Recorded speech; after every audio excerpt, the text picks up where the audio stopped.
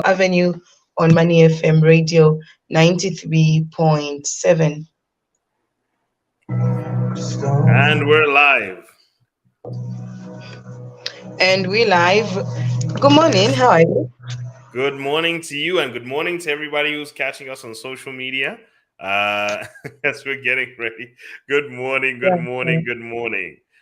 Yes, and to everybody who's catching us today, good morning. We are getting through to you from Facebook, and also I think we should be getting live on radio at any minute from now. And good morning to you, Stephanie, and how are you doing? Well, I'm fine. How are you?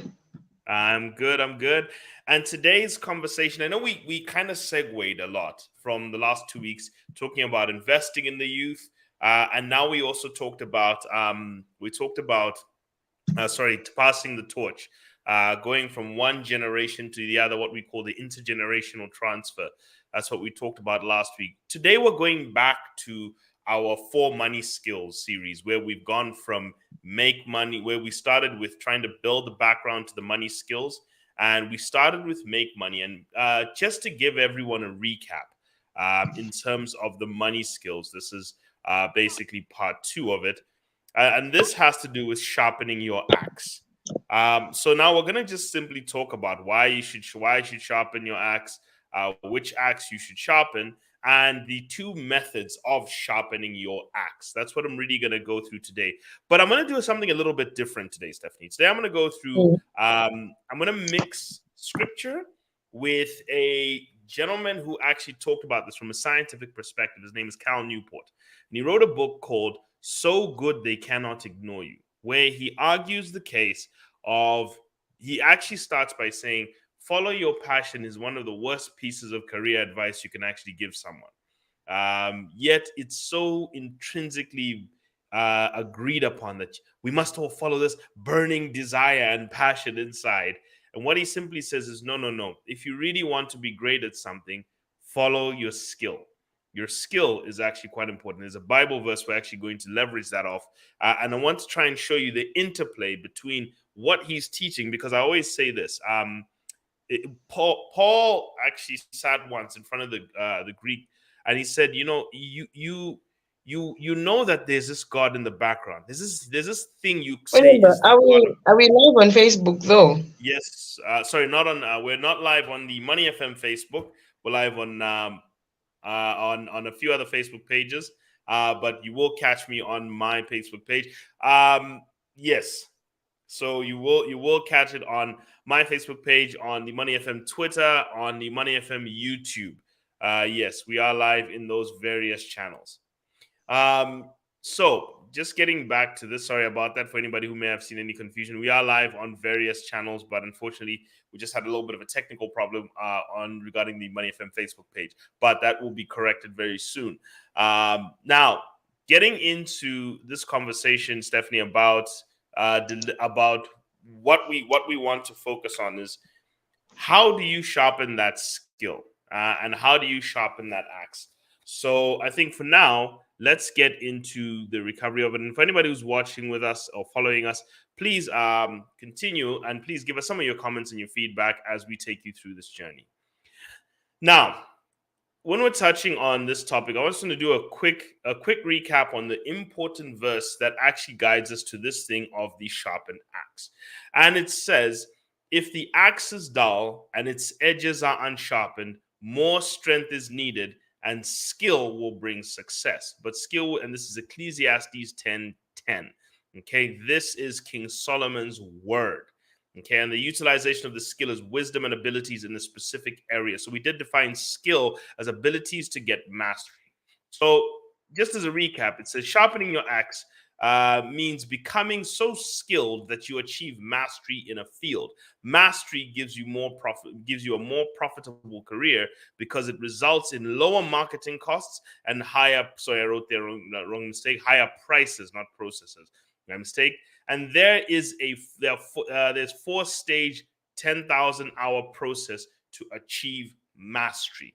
Okay, so this is about sharpening your axe so that you can achieve mastery. Now, the first question I want us to answer Thank you, Stephanie, for getting back to me. The first question I want us to answer, and maybe Stephanie, what are your thoughts on this topic of following your passion? I know it's. I wanted to give everyone the chance to air their to voice themselves about this, because that is one of the most often used, and I've used it. I've lived by it, by the way. I've made many career mistakes by it as well. I've even touted it before. Everyone gets swept in the emotion by it. I have. It's a very romantic concept, and Mm. not to dismiss it. What are your views, Stephanie, on the term "follow your passion"? Follow a passion for me means do what you love to do most. Yeah, 10 all stones if you can, but do what you need to do, and do what fits you and what you love. Follow your heart. Yeah, I think follow your heart is what I would go by. Yeah. And look, like I say, it's I think it's one of the most well-intentioned sayings that we throw out to people. It is. It's said. Mm, It's not said to harm people. It's not said to hurt people. It's not said to trick people. It's just something that, unfortunately, we say that can easily be misinterpreted. Now, I went through a funny career path, Stephanie. I was very good at this area that I'm in, but I wasn't mm, passionate about it at the beginning. And because I was looking for a passion, I started hopping from place to place. Okay, I started now going through different type of career avenues and different kind of businesses because I wanted something that would stimulate me. Okay, I was looking for stimulation in what I was trying to do, and that would drive me and that would give me this energy, that doing the work would energize me and give me that full out energy. And that's what I was looking for. And as a result, I never built up much. Now I have my best friend was, we started work 3 months apart from each other. He, on the other hand, stuck to something. He stuck in the same institution, rose up in it, same career, same type of work. And where he is in his career, even me who started a business, where he is in his career, he's further than I am, like way further than I am. And he's actually getting a lot more fulfillment from what he's doing because he actually learned the art of discipline and sticking to something. And we are two parallel stories of one who's pursued his passion and looked all over for it, and while the mm, other mm. one just said, "Here I am. I'm going to build something I'm passionate in." So he focused on building, I focused on searching, and as a result, I retarded my career development for a period of time. I think I lost about 5 years to 6 years on my career in the pursuit of passion before I came to my senses and started now following my skill set.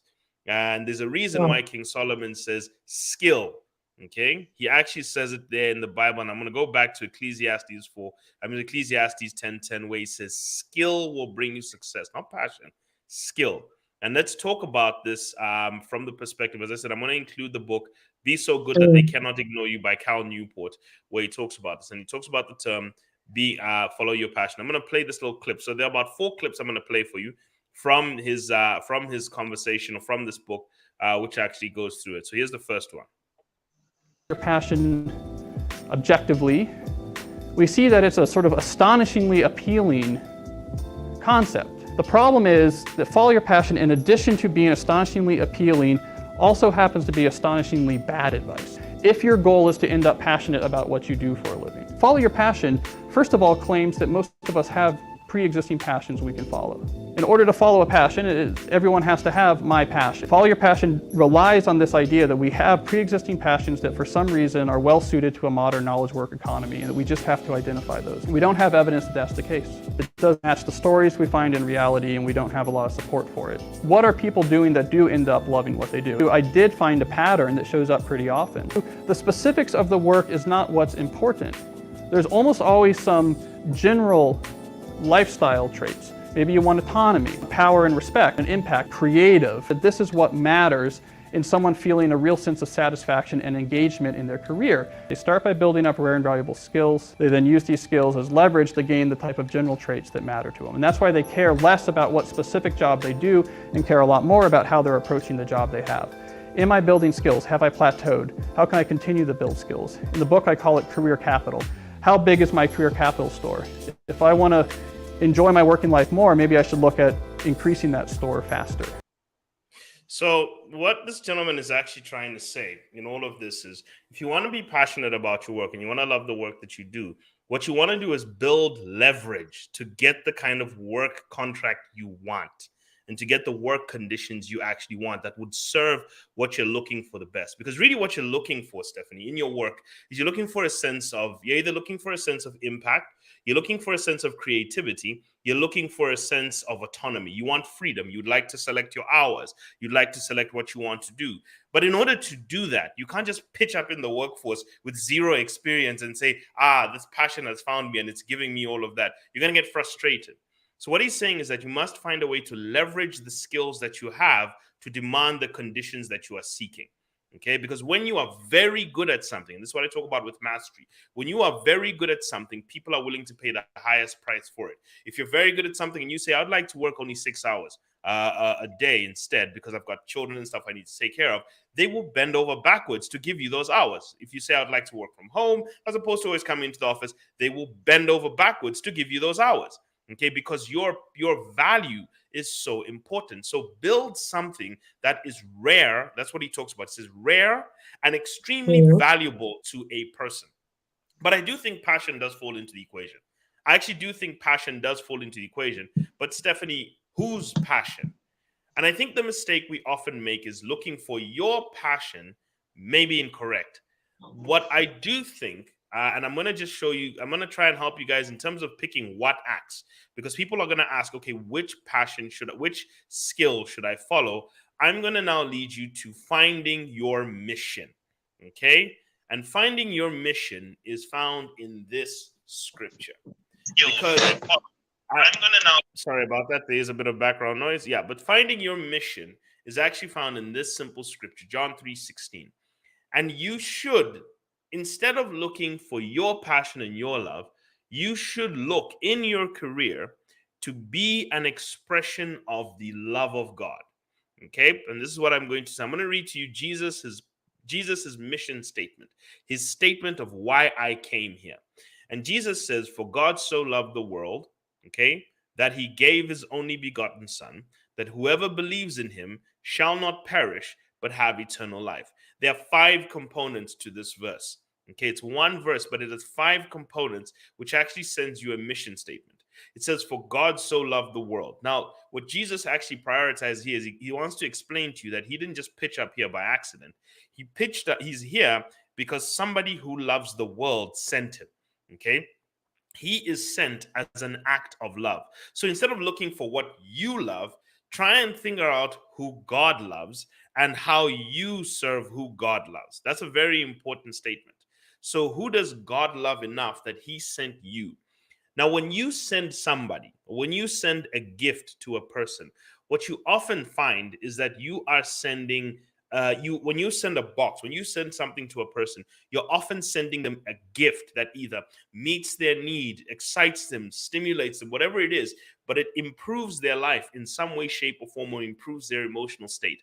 So maybe the question you should be asking is, instead of what do I love, who does God love that he sent me? And what gift did he put inside of me to express his love for those people? I'm going to give you 2 examples. If you go back to the book of Genesis, you got Adam and Eve. Adam was, God says to Adam, and I think we all know this verse, God looks at Adam who was created, and he says in Genesis 2, man, it is not good for man to be alone. So then he goes through the animals and stuff, and he says, no helper was found that was good enough. And God then put Adam to sleep, and he created Eve. And Adam loved Eve and said, this is flesh of my flesh, bone of my bone. I love her. Now, I want you to think about the fact that Eve was sent out of God's love for Adam. Okay? So if you kind of rearrange that same verse that Jesus says, I'm going to say it this way. For God so loved Adam that he sent Eve such that Adam would not be alone, but so that Adam would have a comforter and helper to help to walk with him through his journey. He would not be lonely. Okay? So there are 5 components to it. Even if you look at the children of Israel, it said they cried day and night, and Moses was sent as the Messiah.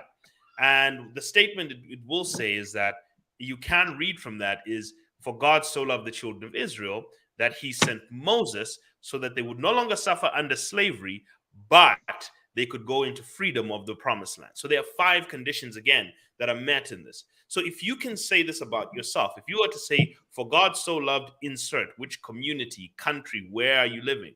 Then it says that he sent his only begotten, and then you put your name there. so that whoever, whatever qualifier that you put in there, maybe they're seeking help, maybe they're calling for help, maybe maybe they're in need of financial guidance, so that he who seeks financial guidance shall not suffer under financial constraint, but shall attain financial freedom. These are the things that you can say about your career. How does it play out? Because God cares about his people. He cares so much about his people that he creates other people to serve the needs of those people. Even in a commercial sense, he sends other people to serve the needs of those people. He creates them. So if you look at your life as you are a creation, perhaps you should be the passion of God. Instead of searching for your passions, maybe what you should be focusing on is one, being the passion of God. And if you look at this verse again, then break it down. One, Jesus recognized that he was sent by someone who loved him. Four, people who was sent by someone who loved the people he was sent to serve. The second thing is that he was unique. He was his only begotten son. There was something unique about him. That's why he says rare gift. Even Cal Newport says rare. Okay, so he sends something rare. Whenever you send something of value to somebody, you're sending something rare. If it's a diamond in a box, if it's a gift, it is something rare, unique, and it hits them in a certain way.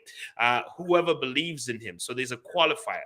They needed to believe in him. They either need to call out to you. They either need to seek you. What is it that they're doing to signal that they're the ones in need?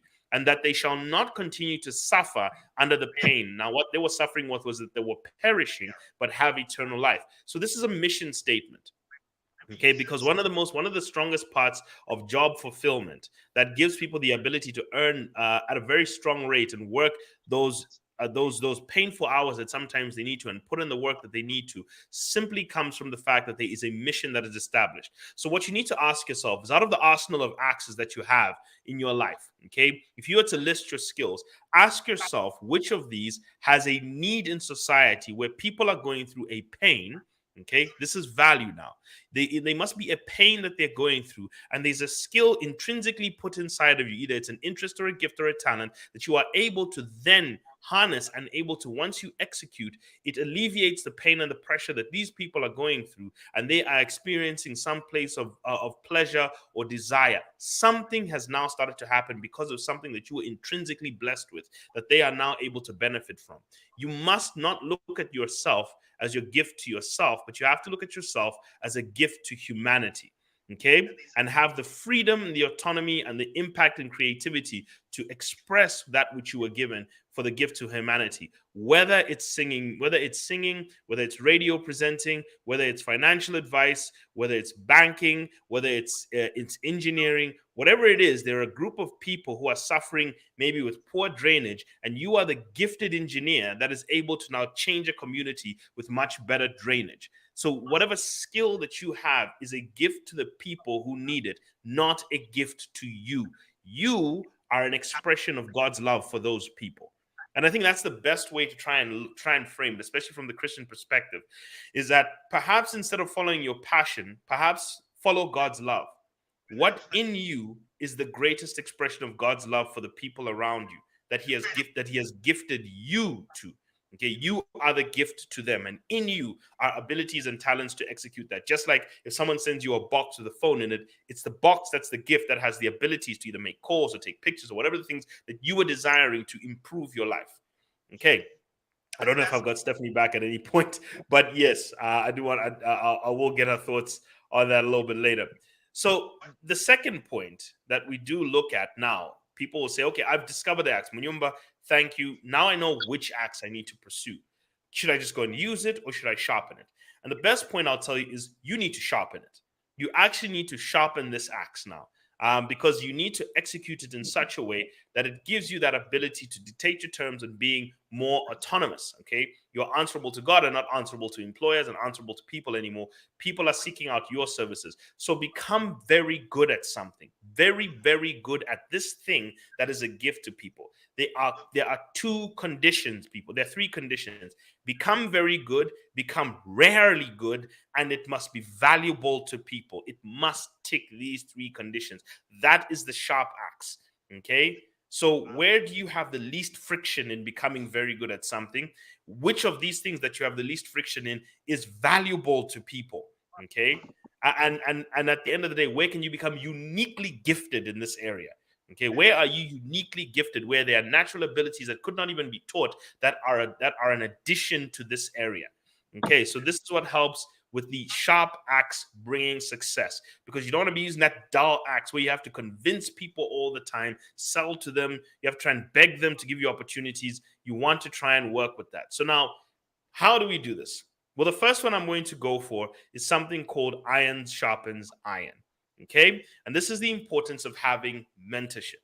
Sharpening your axe is one, getting under the tutelage of somebody, and also getting under the mentorship of somebody. Because as Proverbs 27:17 says, as iron sharpens iron, one sharpens another. So somebody who is going to lead you, you're either going to follow the mentorship of someone or the coaching of somebody, or you'll follow the path of somebody to give you an idea of what capital to follow, what career capital, like he says, to build this, because your money making capabilities come from your career capital.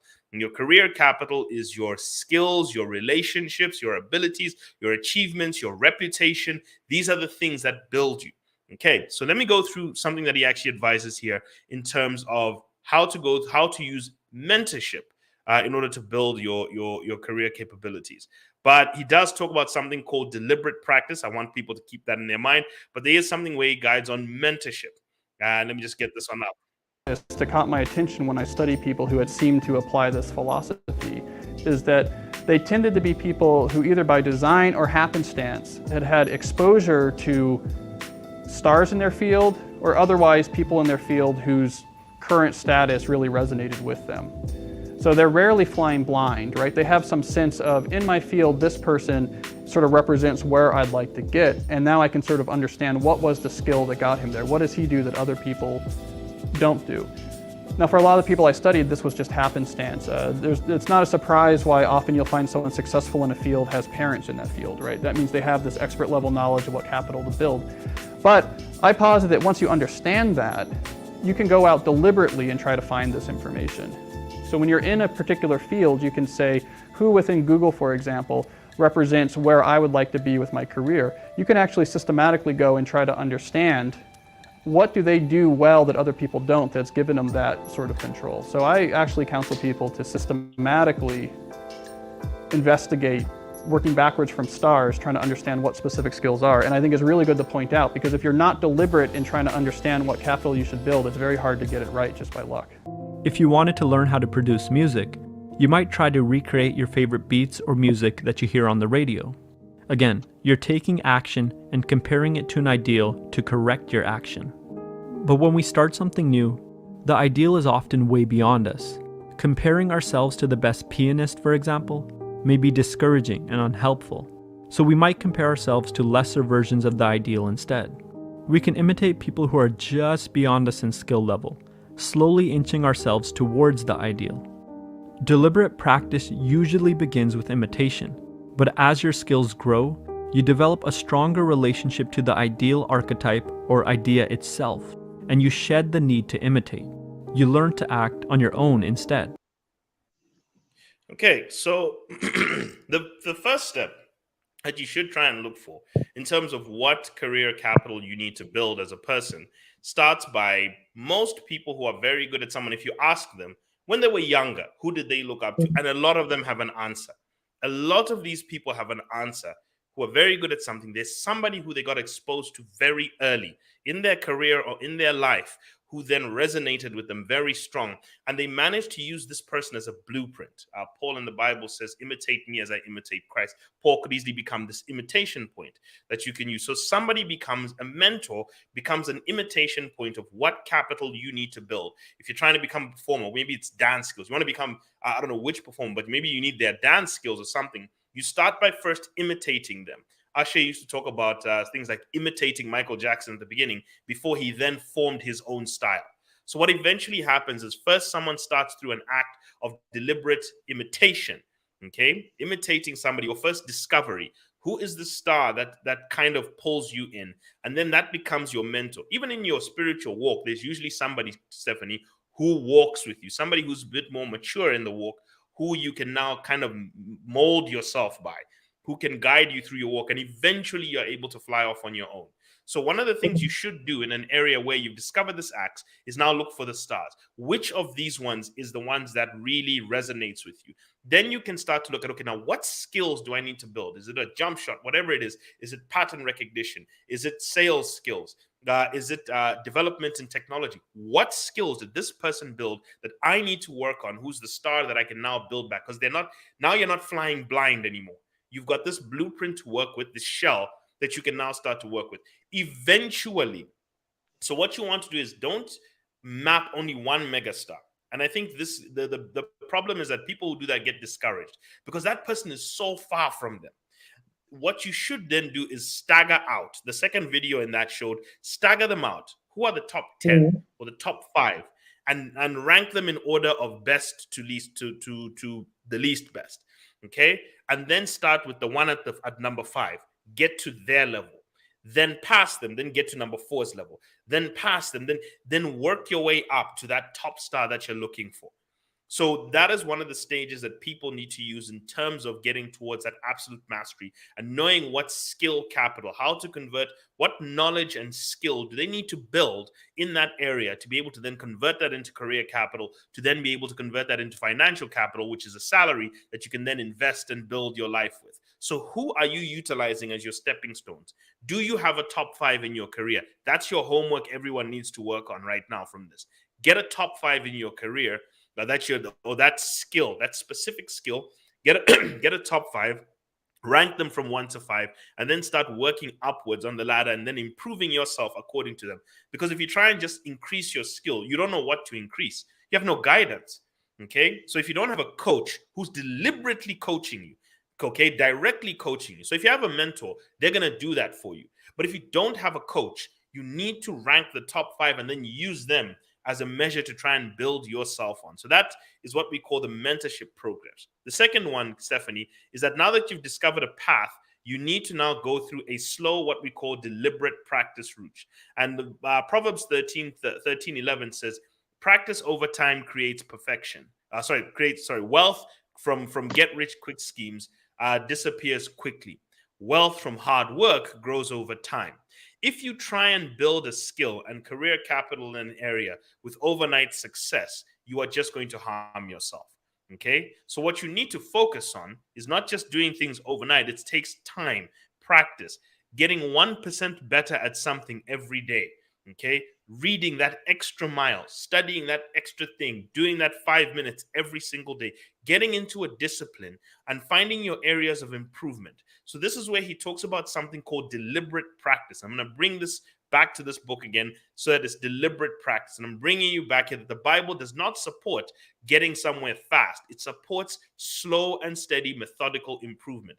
That was from the book of Proverbs. Now, let me add what Cal Newport is talking about here when he's talking about deliberate practice. Okay. Where I'm weak and I'm going to have to do what I don't like doing to get better at it. Right? I mean, deliberate practice, like a surgeon would do to get better at surgery, they require 10,000 hours to become great surgeons, is very uncomfortable. You have to stretch yourself.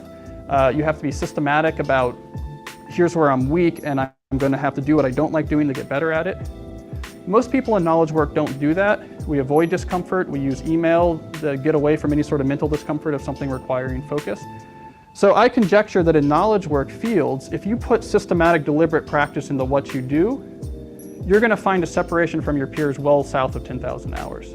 There are. In fact, I have a chapter in the book where I take 2 particular high performers, a venture capitalist and a television writer, and I tried to understand how they apply deliberate practice in their work right now and how they used it to get where they were. And there's tips like the venture capitalist actually used a spreadsheet to track his time, and in particular to track his email time. And he had these well-chosen goals for how much time he should be spending on email because he wasn't getting much value out of there as compared to actually vetting deals. And he would track his time daily to make sure that he hit his numbers. Because he was tracking it, it forced him to check much less often in the batch because he had particular numbers that he was trying to hit, and that helped him become more efficient. The television writer, similarly, his whole thing was that he was very clear on what good meant. He had a whole group of sort of collaborators and advisors that could look at his scripts and say what was bad with them. And he wrote a sort of intense amount of writing. He was working on 4 or 5 projects at a time when he was trying to break in and getting intense feedback on them, which is another piece of deliberate practice. So there are a lot of specific strategies. Deliberate practice. How does deliberate practice work? It's pretty simple. There are two components to deliberate practice: action and feedback. If you wanted to improve your weightlifting form, you could film yourself lifting and then compare it to the footage of a professional. The goal is to take action and then get feedback by comparing your action to the ideal action. Or in other words, take action and compare your action to those of someone who's more skilled at what you do.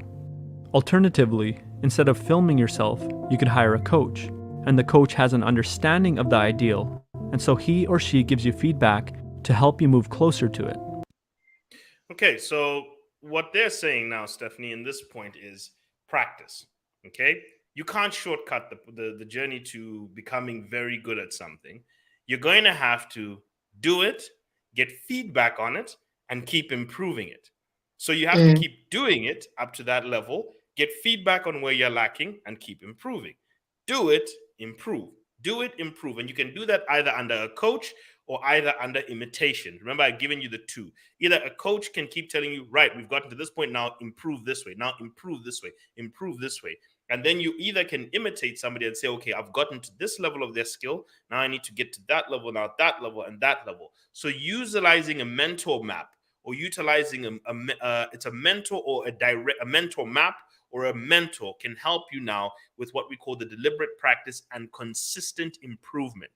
Incremental improvement, not overnight improvement. And this takes thousands of hours, Stephanie. We're talking about thousands of hours, okay, for you to get to that point where you can do things almost in your sleep, where you're still excellent, where you can just be woken up, rolled out of bed, and you can do something instantly. That is what I mean when I talk about getting to that level of deliberate practice. These may seem like people like to think, well, some of these are worldly principles. Who do you think created the world? I always ask many Christians, I know you talk about worldly, but who do you think created the world? Who do you think created these systems of the way things work? It's the same God we worship, created these systems, and this is now about learning how to follow them. Many Christians like to ask the question, why are the people who don't worship God so successful? Because they may not worship God, but they sure follow his principles. The Christians, for some reason, believe they can shortcut God's principles and go the other way, while the non-Christians are actually very religious about following God's principles, and they end up being the ones who get rewarded by this because you have chosen to sit down and just, I don't know, we just throw out prayers and stuff instead of actually doing the things. But no one is diminishing the power of prayer. It's extremely important. But unfortunately, we do it only and do nothing else. Okay? So finally, Stephanie, I wanted to just bring in interest. There are two components remaining, and I know that this just, I want to try and run these in quickly. The two components remaining, and one is about interest. How interest snowballs into an identity. Because people always say, well, Munyumba, what about my interests? You know, I had interests in things. Well, what he does point out, he doesn't actually run away from this point, is that what you're interested in actually does play a role in helping you start deliberately practicing. When you're interested in something, Stephanie, you're willing to put inside that deliberate practice, but your interest will not get you to the end. It's the practice that gets you to the goal. Okay? It's the being good at something. And then I'm just going to quickly talk about transitioning, or what I call diversifying. But just quickly here, this is the part where he talks about something he calls the interest, practice, identity snowball. In your life because some encounter with them, it seems interesting to you. That interest gives you enough intrinsic motivation to get through that first stage of deliberate practice where you build up some skill and get a little bit of, not a clear burning passion in advance. And in fact, what tends to happen when people build up a huge amount of skill is that it's a snowball effect. So something happens early on that gives you an interest in a field. So you might have an interest in computers early on in your life because some encounter with them, it seems interesting to you. That interest gives you enough intrinsic motivation to get through that first stage of deliberate practice where you build up some skill and get a little bit of separation from other people. And so, oh yeah, you're good with computers. That becomes part of your identity. That gives you enough intrinsic motivation to do the next hard stage of deliberate practice. You come away from that and now you've separated yourself more and you feel more strongly about it. So this is what happens, is that you, over time, the snowball effect pushes up your ability in something better and better, because at each stage you feel like you're better at it and it feels more and more like your identity. In other words, an initial interest blossoms into a stronger and stronger passion as time goes on. So what I counsel to people is, if something is interesting to you, the research says that's enough to begin the skill acquisition phase. It is a really long road. It's thousands of hours of deliberate practice, but you can be assured that you're not going to have to do that all blind. As you move along, you're going to have little milestones of accomplishment, which is going to give you more motivation to get to the next one. So there's an old saying, Stephanie, just to help us out here. There's a saying that says competence breeds accomplishments, which gives you confidence. Okay, I'm just going to say that again. Competence breeds accomplishments, which gives you competence breeds accomplishments, which gives you confidence.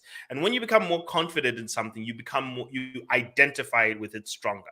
What gives you confidence, you often find that you identify with it much stronger. So your career ends up becoming your identity. And that's a very strong thing to a person that they can never let go of, because you are so confident in your ability to deliver in that field. Okay, so interest gives you that ability to just practice, and that interest gets you surpass some of your peers, and then you are identified by society as, hey, you're quite good at this. An interest in finance allowed me to sit in the morning every single morning and keep giving people financial advice or market-driven advice on Behind the Markets. It gave me that interest, gave me that ability to keep doing it. And as I keep sharpening my skill at being a financial journalist or being able to be in financial media, I started to separate myself from people who were either business reporters or anything. And that started to help me. Okay. Even as a person who is a financial analyst, the longer I practice, people ask me, how do I know so much stuff in this field? Because every single day I collect data on it, study it, analyze it. I interact with this market every single day. And the longer I practice, the better I become, the sharper I become at this. And the more I'm identified by society as better, and the more it's becoming my identity. Okay. What I'm easily identified among society. So what you're surpassing people in is what you are easily identified by. And what you're identified by is then what you tend to identify yourself with. Okay, because it's what differentiates you from society. It's what makes you uniquely gifted to society and turns you into that only begotten gift that God gives to the world. So the interest is like an ignition switch to a car.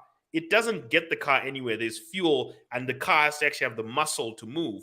But you do need to switch on that ignition. So interest helps. And it helps speed up that process of skill acquisition. And it gives you that motivation to get to that identity point where you've kind of separated yourself from the pack a little bit. So that is one thing that a lot of people need to try and work on in terms of becoming competent. That will give you accomplishments. That will then give you confidence. And that's where your identity will start to sit. And then you will gravitate more and more towards it. So this is how you get to that point where you keep now separating yourself further and further. Now, a lot of people, Stephanie, will start asking questions. Well, what about this thing about doing multiple things? And I know people like to say this. So let me just quickly give you this Bible verse from Luke 5:4-7. And this is after Jesus had preached and he was on the boat with Simon and Peter. And it says, when he finished speaking, he said to Simon, put out into the deep water. Okay, he was talking about the net, and let down your nets for a catch. Simon answered him, but master, we worked all night and haven't caught anything, because you say so, we'll let down our nets. And when they had done so, they caught a large number of fish, and their nets began to break. So they signaled to their partners in the boats to come and help them, so that they could come and help them. And they came and filled both boats full as they began to sink. So here's something that happens, Stephanie, to people who go into areas of depth. Singular, powerful focus of single area levels of depth. And Jesus utilized the words deep waters, okay? Not just out into the shallow waters. He utilized the word deep waters. This revelation came to me a while back that one of the things you should look at even when you're working is going into an area of depth. Once you've gotten this narrow single focus, you've picked up such strength.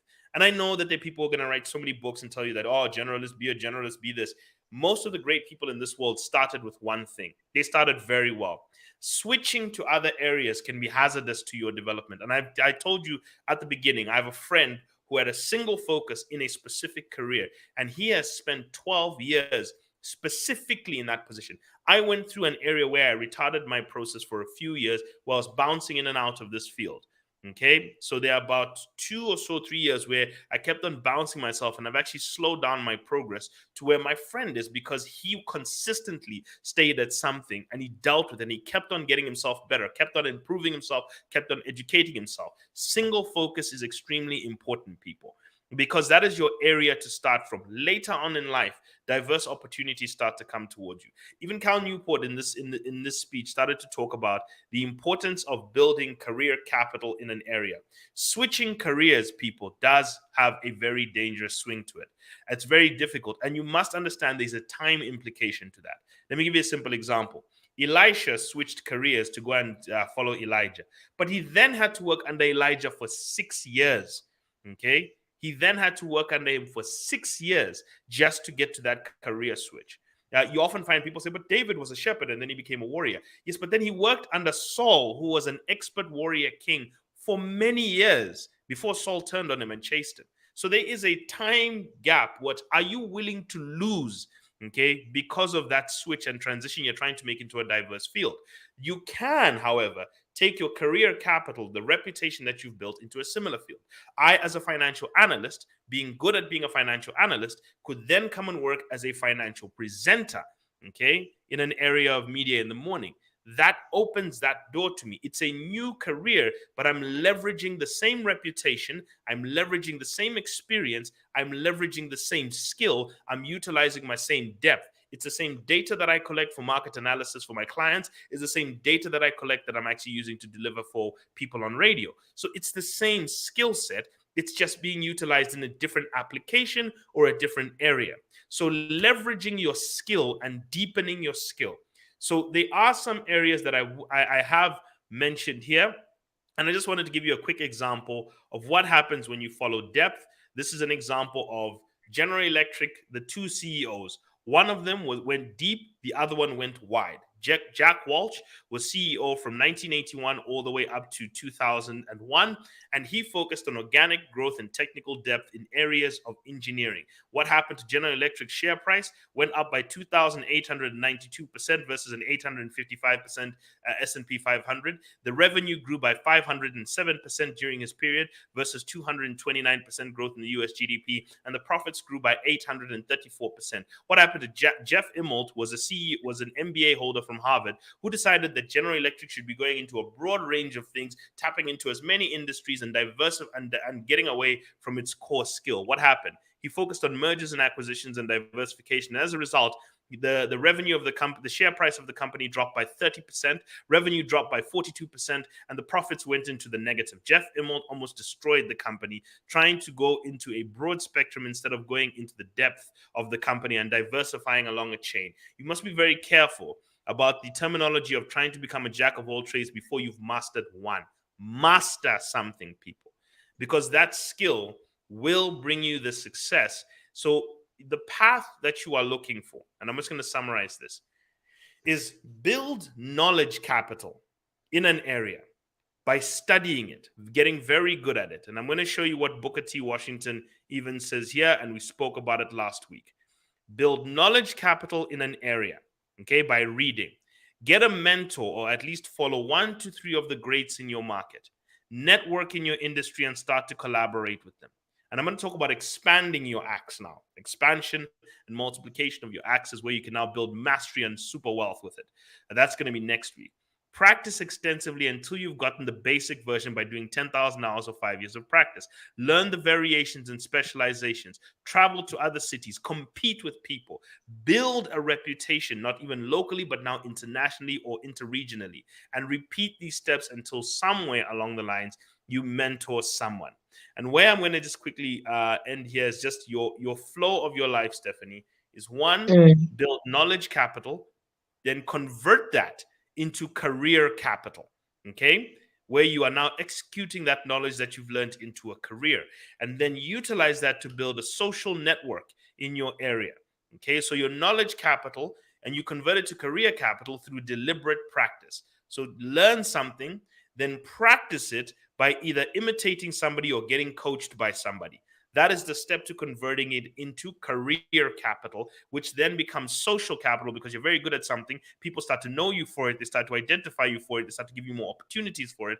And then you convert that into financial capital. People, this is a 5 to 10 year process in life. You must give yourself to something.